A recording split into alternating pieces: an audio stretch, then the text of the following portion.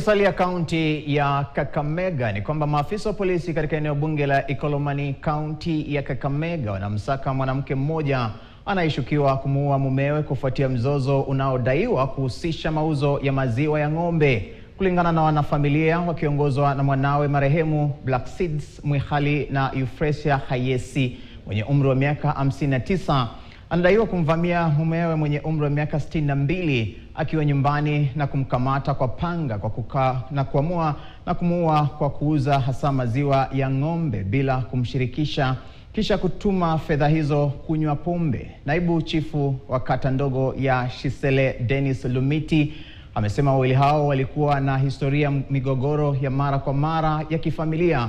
Kwa mujibu wa Lumiti, mzozo wa mwisho ulizuka baada ya marehemu kudaiwa kuuza maziwa. Lakini ashughulikangi na mtu. Alafu hii maneno, mama yangu si mara ya kwanza.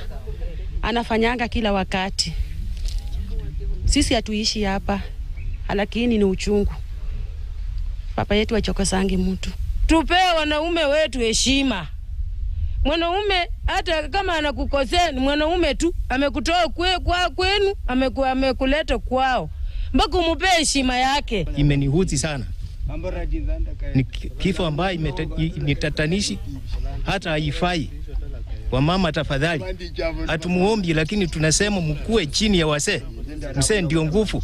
Nakumbuka hivi majuzi tarehe 4 mwezi wa 6 2026, hao wote na familia walikuwa kwa ofisi yangu tukijaribu kuwaongelesha waishi kwa amani.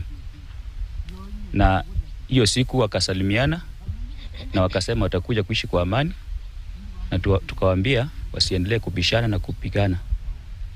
So hiki